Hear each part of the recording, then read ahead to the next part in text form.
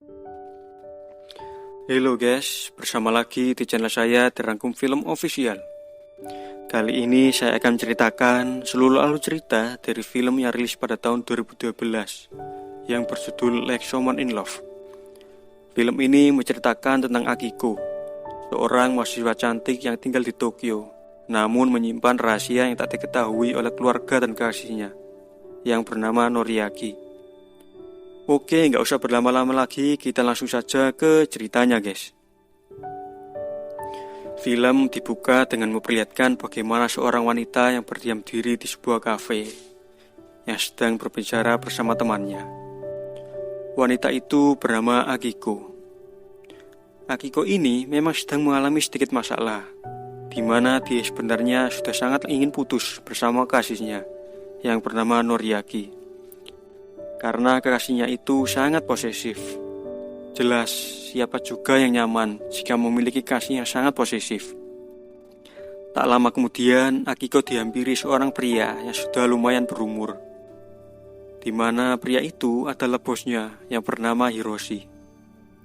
Selain menjadi mahasiswa di bidang psikologi, Akiko memang sambil bekerja paruh waktu bersama Hiroshi, di mana pekerjaannya adalah menjadi seorang wanita panggilan. Saat itu Hiroshi menyuruh Akiko untuk menemani seorang pria tua bernama Takashi. Tapi Akiko langsung saja menolak permintaan Hiroshi, dan dia meminta untuk libur dulu untuk semalam, karena hatinya benar-benar lagi tidak enak karena habis bertengkar bersama kasihnya, yaitu Noriaki. Tapi Hiroshi terus saja meyakinkan Akiko kalau laki-laki yang sekarang ini bukanlah seperti laki-laki kebanyakan. Dan malah Hiroshi bilang kalau Akiko akan berterima kasih kepadanya karena sudah dikenalkan kepada dirinya. Akhirnya dengan sedikit kesal, Akiko pun menyetujui hal tersebut. Meskipun matanya memang sudah sangat berat dan rasanya ingin segera tidur.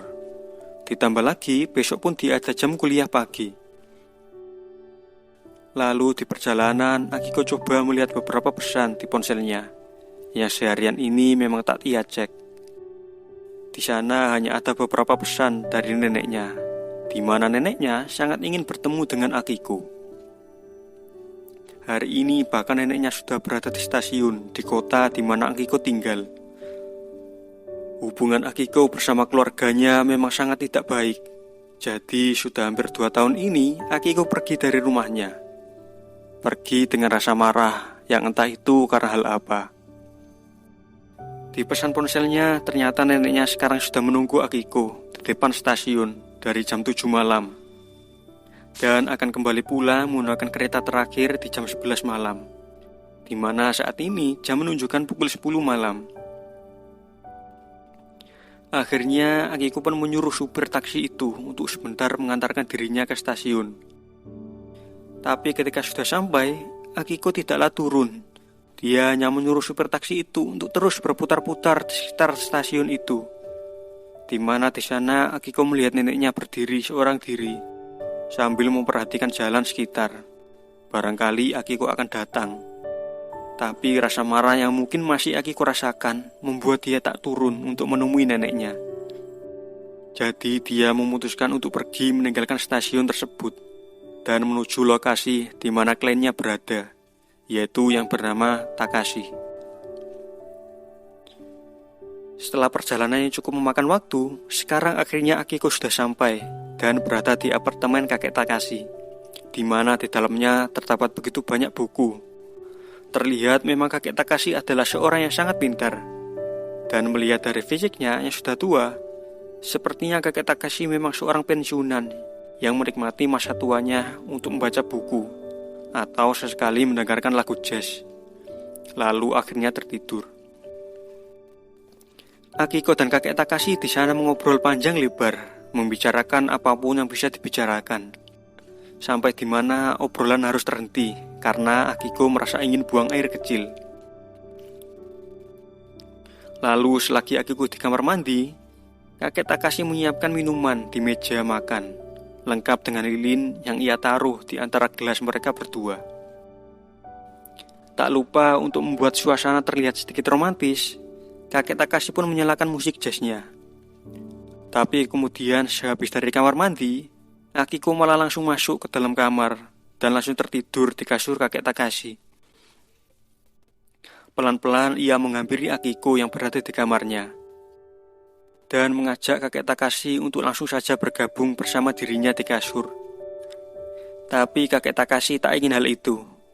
Dia mengajak Akiko untuk memakai pakaiannya dan makan malam bersama dirinya, di mana memang makanan itu sudah ia persiapkan sebelumnya. Ditambah makanan itu memang kakek Takashi masak sendiri demi menyambut kedatangan Akiko. Tapi sayangnya Akiko langsung tertidur, mungkin karena matanya sudah sangat lelah, meninggalkan kakek Takashi yang masih terjaga seorang diri dengan minuman yang bahkan belum ia minum sedikit pun. Keesokan harinya, pagi-pagi kakek Takashi mengantarkan Akiko menuju tempat di mana ia kuliah. Ternyata kakek Takashi dulu memang seorang dosen yang mengajar di kampus tempat Akiko sekarang belajar. Dan Hiroshi ternyata memanglah muridnya sewaktu dulu. Itulah kenapa Hiroshi memberitahu kepada Akiko kalau laki-laki yang dimaksud adalah kakek Takashi, yang memang merupakan seorang yang tak akan Akiko sesali jika berjumpa dengannya. Dan ternyata juga kakek Takashi menyewa seorang wanita penghibur, bukanlah untuk melakukan hal-hal yang sudah kalian pikirkan di awal. Tapi dia memang hanya ingin mengobrol bersama seorang wanita sambil menghabiskan minuman mereka sampai pagi. Mungkin saja kakek Takashi memang merasa kesepian. Ditambah istrinya memang meninggal sudah sangat lama. Itulah kenapa dia butuh sosok wanita untuk bisa menghabiskan malam bersama, dengan mengobrol, makan, dan hal-hal yang lain yang bisa membuat kakek Takashi merasa bahagia. Tapi ketika sampai di kampus, Akiko pun keluar mobil dan kakek Takashi menunggunya di sana. Karena setelah pulang, Akiko berencana untuk meminta agar diantar ke toko buku. Ya, tentu saja kakek Takashi dengan sukarela ingin mengantarnya. Tapi di sana ternyata ada kekasih dari Akiko yang langsung saja mereka adu mulut di kerumunan orang.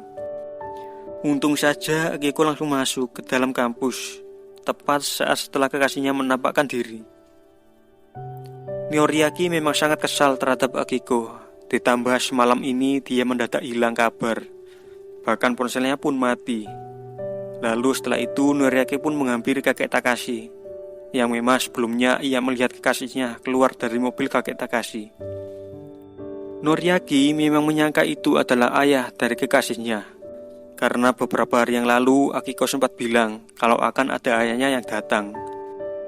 Karena selama berpacaran, Noriaki memang belum pernah sama sekali tahu menahu soal keluarga kekasihnya.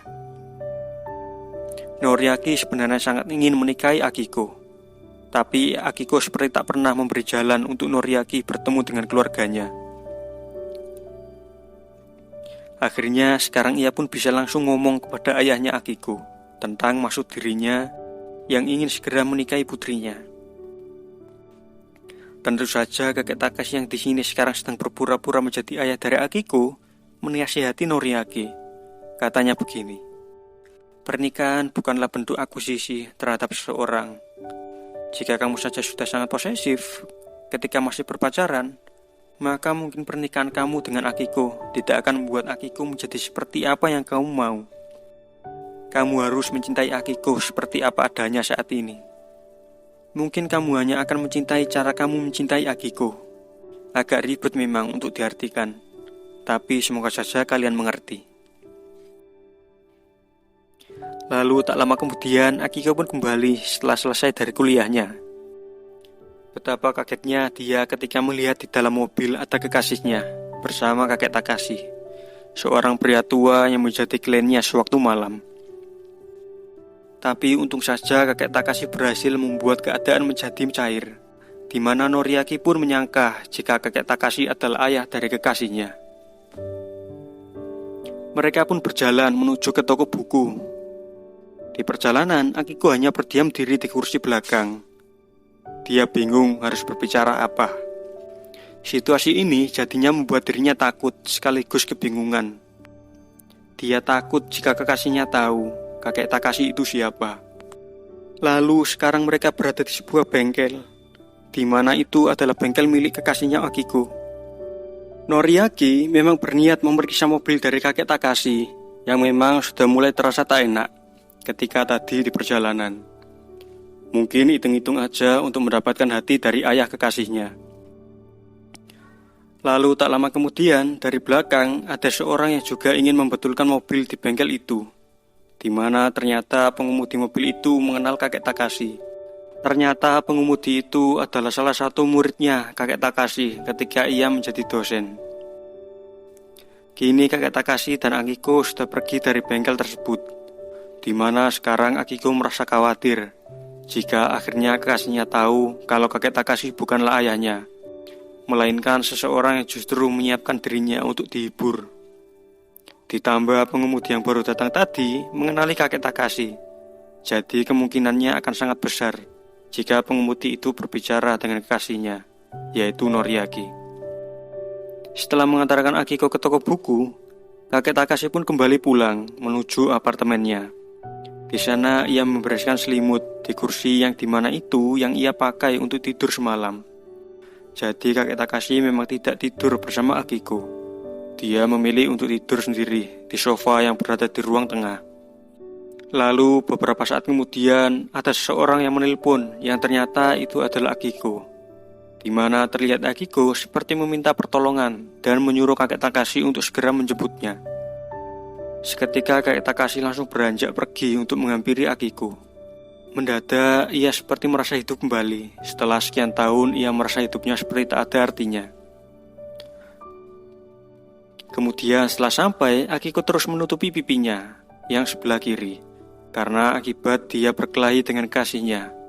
Jadi kasihnya itu sekarang sudah tahu kalau Akiko bekerja sebagai wanita penghibur. Dan kakek Takashi bukanlah ayah dari Akiko, melainkan seseorang yang menyewa kasihnya sendiri.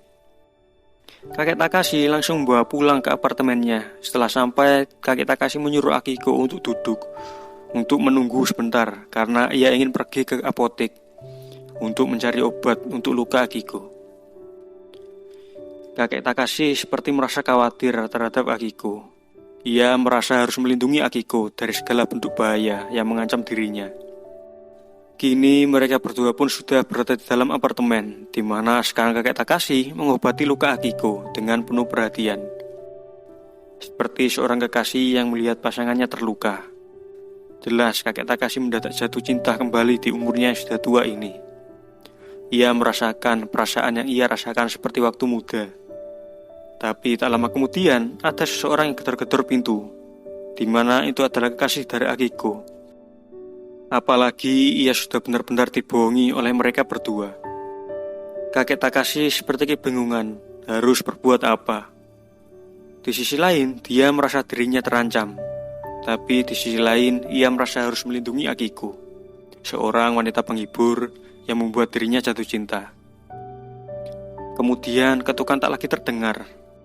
Pelan-pelan ia melihat lewat jendela, yang tak lama kemudian sebuah batu besar masuk ke dalam kaca tersebut, lalu mengenai kakek Takashi. Yang lalu kini kakek Takashi pun pingsan. Lalu film pun berakhir. Gimana filmnya? Saya tahu apa yang dipikirkan kalian. Mungkin pasti kebanyakan dari kalian berpikir, udah begitu doang filmnya. Sebenarnya kadang-kadang film gak melulu harus menjelaskan apapun. Tapi memang ada hal lain yang lebih penting dari sekedar penjelasan di akhir atau sekedar plot twist. Sebenarnya Abbas Kiarostami selaku sutradara mungkin hanya ingin memperlihatkan bagaimana seseorang di fase terakhir hidupnya yang kembali merasakan jatuh cinta. Yang dimana setelah saya baca-baca dari berbagai macam artikel, ternyata hal seperti itu memang sering terjadi kepada pria-pria yang berumur lebih dari 50 tahun, di mana hatinya kembali merasakan sesuatu seperti layaknya cinta yang kembali timbul. Film ini memanglah berjalan dengan sangat-sangat lambat, layaknya film-film Abbas Kiarostami lainnya. Tapi justru film-film beliau menjadi ciri khasnya tersendiri, di mana jujur saja saya selalu suka dengan film-film buatan Abbas Kiarostami. Oke, begitu saja ya guys pembahasan film kita kali ini. Kalau ada kritik dan saran atau mau request sebuah film, silakan komen aja di bawah guys. Oke, sampai jumpa di video berikutnya guys.